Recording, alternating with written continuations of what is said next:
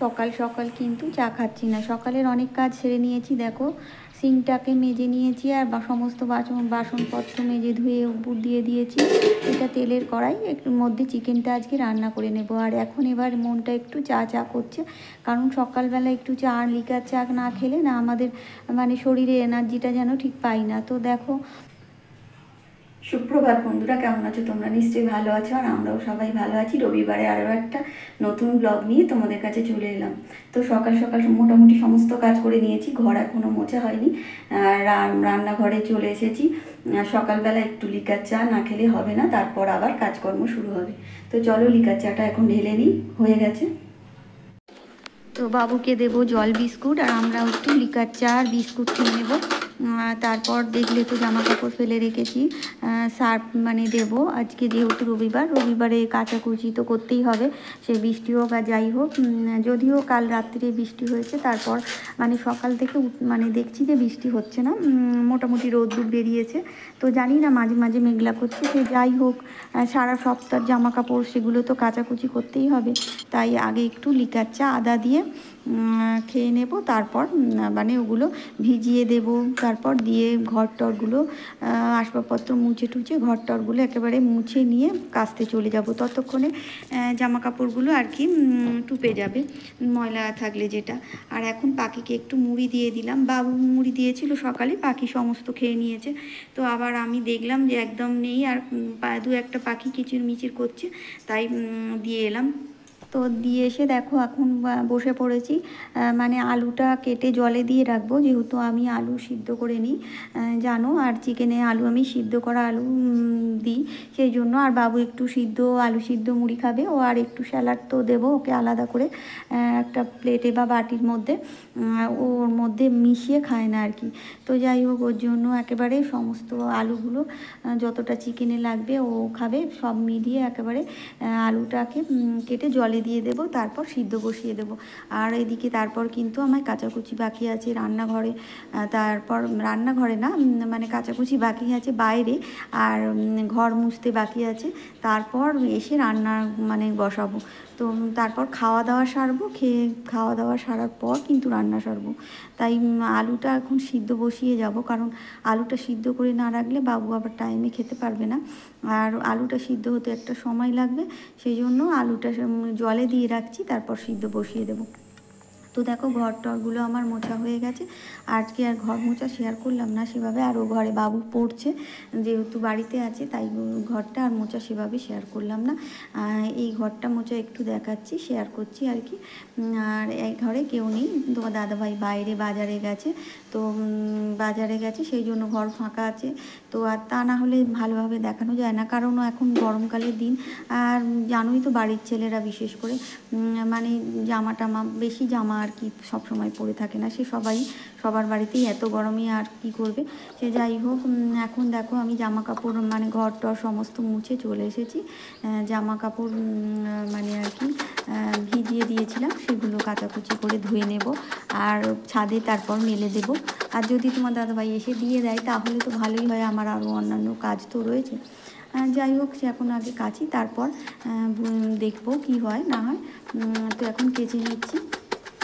আর মানে ঘরে কাচতে কিন্তু অনেকটাই সময় লাগে, ধুতে বেশি সময় লাগে। এটা যদি পুকুর হতো না বেশ ভালো হতো, একবার ধুয়ে নিলেই সমস্ত কিছু, আর মানে অনেক টাইম লাগতো না। আর এইভাবে কাচতে গেলে কিন্তু কলের মধ্যে অনেকটা সময়, 3-4 বালতি জল এখন ফেলে ফেলে আমাকে সমস্ত ধুয়ে নিতে হবে। কিন্তু কি করা যাবে, যেমন আর কি ব্যবস্থা তার উপযুক্ত ব্যবস্থাই করতে হবে, যেমন অবস্থা তার ব্যবস্থা করতে হবে। আর বাবুরও জামা দিয়ে দিয়েছি, স্কুলের জামা আর ওই মোজা ছিল, তো কাচাকুচি হয়ে গিয়েছে। দেখো সমস্ত ধুয়ে রেখে দিয়েছি। আর কালকে মানে ওই যে পেয়ারা এনেছিল তোমার দাদাভাই, সেগুলো আজকে আর কি ধুয়ে নিচ্ছি। আর কালকে ধুয়ে বাড়িতে ঘর থেকে কিন্তু খাওয়া হয়েছিল। তো আজকে একদম আরোগুলো অনেকগুলো ছিল, সেগুলো আর বাইরে থেকে ধুয়ে যেটুকু খাওয়া হবে, তারপর না হলে শুকিয়ে ফ্রিজের মধ্যে রেখে দিতে হবে। আর কত গুঁড়ি কচু, সেগুলো ভালো করে ধুয়ে নিলাম। যাই হোক, ধুতে গিয়ে কিন্তু আমার পুরো জামাটা ভিজে গেছে, আর কাচাকুচি করতে গিয়ে, তাই জামাটা আমাকে এবার ছেড়ে ফেলতে হবে। আর দেখো এদিকে তোমার আমি এগুলো রাখতে তোমার দাদাভাই এসে গেছে বাজার করে। তো বাজারটা এদিক দিয়ে দিল। তো নিয়ে নিলাম, নিয়ে এখন বাজারটা রেখে দেবো। আর তোমার দাদাভাই বললো এসে গেছে বলে বললো যে ওই জামা কাপড়গুলো আর কি দিয়ে আসবে ছাদে। তো ভালোই হলো, আমি অন্যান্য কাজগুলো সেরে নিলাম। আর জামাটা আমি বদলে নিয়েছি, কারণ কাচাকুচি করতে গেলেই জামা কাপড় ভিজে যায়। তো আজকে হচ্ছে দেখো আমরা একটু ওই পাঁপড় ভাজা ছিল, আগের দিন ভেজেছিলাম। তো সমস্ত আমাদের খাওয়া দাওয়া সারা হয়ে গেছে। বাবু আলু সিদ্ধ মুড়ি খেয়েছে পাঁপড় দিয়ে, আর একটু স্যালাড ওকে আলাদা করে বাটিতে তুলে দিয়েছিলাম। তো এখন দেখো চিকেনটা রান্নাও বসিয়ে দিয়েছি। রান্নাটা সেরে একটু মানে বেরোবো আজকে। বাবুর স্টপ ওয়াচটা আর কি মানে না চলছে না, তো সেই জন্য ঘড়ির মানে যে ঘড়িটা স্টপ ওয়াচটা আর কি ওর ব্যাটারিটা পাল্টেছে এখান থেকে, কিন্তু তাও চলছে না। তাই যেখানে কেনা হয়েছে সেখান থেকে আর কি যদি মানে সারিয়ে দিতে পারে বা যদি না হয় তো ওখান থেকে আর একটা কিনে নেব। তো সেই জন্য আজকে একটু বেরোবো, তাড়াতাড়ি টান্নাগুলো সারছি। আর এদিকে দেখো মাংসের তরকারিটা ভালোভাবে বসিয়ে দিয়ে আমি কিন্তু জল দিয়ে চলে এলাম, ঢাকা দিয়ে। ছাদে জামা কাপড় দেওয়া ছিল সেগুলো তুলে নেব, কারণ মাঝে মাঝে মেঘ করছে আর সাবধানের মান নেই, তাই একেবারে জামা কাপড় মানে আধা শুকনো হয়ে গেছে। যদিও একটু মেলে দিতে হবে ঘরের মধ্যে, তো কিছু অসুবিধা নেই, ফ্যানের তলায় দিলে কোনো অসুবিধা হবে না, শুকিয়ে যাবে। আর ঘরে তো ফ্যান ছাড়া যতই বৃষ্টি হোক আর যাই হোক একটা ভ্যাপসা গরম আছে, সেই গরমে সবসময় তো ফ্যান চলছে। তো যাই হোক আমি দেখো জামা কাপড়গুলো এখন মেলে দিচ্ছি এখানে, আর হাওয়া মানে ফ্যানের তলায় শুকিয়ে যাবে। আর আমরা বেরোবো, আর যদি বৃষ্টি এসে যায় বাবু ক্লাস করতে করতে ওর পড়াশোনা করতে করতে আবার তুলতে যেতে পারবে না, আর ও কোনো দিন তুলতেও যায়নি একা একা, সেই জন্য আমি একেবারে তুলে সব রেখে দিচ্ছি।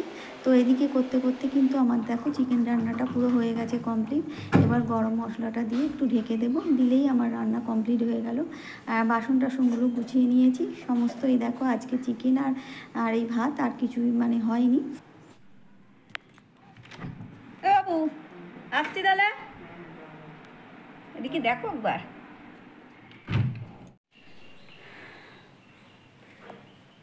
বাবুর স্টপ ওয়াচটা নষ্ট হয়ে গেছে, ওটা আর কি যদি দোকানে দেবো, যদি ঠিকঠাক হয়ে যায় তো হবে, না হলে একটা কিনে নিয়ে আসবো। সেই জন্য চলে যাচ্ছি। তোমার দাদাভাই আর আমি দুজনেই এখন রান্না টান্না সেরে নিয়েছি, এসে স্নান করে পুজো করব, কারণ রাস্তার যে অবস্থা হাত পায়ে জামা কাপড়ে সব কাদা ছিটকে চলে যাবে। আর দেখো এখন চলে যাচ্ছি। এখন ঘড়িতে ওই দাঁড়াও কটা বাজে বলি, 11টা। তো দেখো হেলমেট নেবো, কারণ প্রচণ্ড আবার রোদ্দুর হচ্ছে যখন, তখন মাথা যন্ত্রণা করবে, আর যেহেতু মাইগ্রেনের আমার প্রবলেম আছে। তো দেখো এখন চলে এসেছি ঘড়ির দোকানে। তোমার দাদাভাই কথাটা আর কি বলছে, ঘড়ির দোকানে দেখাচ্ছে।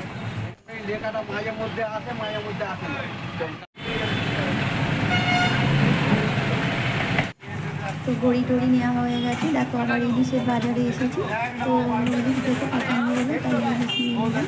আর দুটো ইলিশ নিয়েছি, বেশি বড় না ইলিশগুলো যদিও। তো নিয়ে মানে আঁশগুলো ছাড়িয়ে দিতে বলেছি, বাড়িতে কেটে নেবো, কারণ কাটতে গেলে আবার দেরি হবে। তো সেই জন্যই গোটাটাই দিয়ে দিচ্ছি। এবারে এরকম করে ছাড়িয়ে দিয়ে দিতে হবে, কেটে নেবো কোনো মানে কেটে নেবে দাদা, একটু পয়সা করে দিন, কেটে নেবো। দেরি হয়ে যাচ্ছে। মাছ বাজারে চলে এসেছি, দেখো মাছ বাজার থেকে আবার মাছ কিনে নিয়ে চলে এসেছি। খেজুর কিনবো বলে এই যে খেজুরটা নিলাম। আর এখন কিন্তু আমি মাছটা কেটে নিচ্ছি। এটা কিন্তু আমাদের খাওয়া দাওয়া সারা হয়ে গেছে।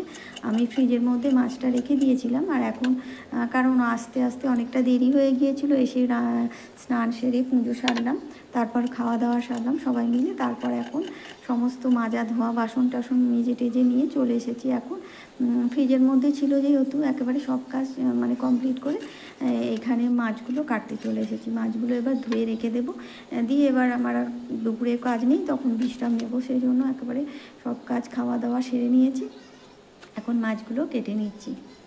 ওখানে আর কি বলেছিল ওই দাদাভাই যে কেটে দেবে, কিন্তু আমি বললাম বাড়িতে পিস করে নেব, আমার সুবিধা মতো আমি পিস করতে পারবো ওখানে।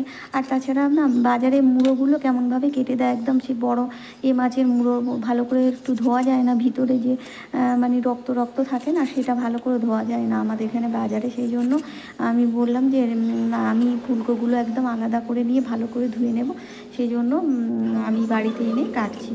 আর বাজার থেকে অনেকবার কেটে এনেছি, যে ওই মুড়োর কাছটায় পুরো এমনভাবে কেটে দেয় ফুলকো শুদ্ধ না, ওটাকে কাটতে গেলে পরে অসুবিধা হয়, পুরো দুচালা করে দেয়। তো সেই জন্য আমি ওইভাবে কাটি না, ইলিশ মাছটাকে আবার সুর বাইর করি, সেই জন্য এইভাবে কেটে নিচ্ছি। তো আমার সমস্ত বন্ধুদের অসংখ্য ধন্যবাদ জানাই। এভাবেই তোমরা আমার পাশে থেকো, পুরনো বন্ধুরা অবশ্যই পাশে থেকো। তোমাদের সহযোগিতা ছাড়া আমরা একটু এগোতে পারবো না। আর নতুন বন্ধু যারা পাশে থাকতে চাইছো তারা অবশ্যই সাবস্ক্রাইব করে, লাইক, কমেন্ট, শেয়ার করে পাশে থেকো। একটা ভিডিও দেখে কমেন্টের মাধ্যমে আমার পরিবারে আসবে, তাহলে আমিও তোমাদের পরিবারে চলে যাব।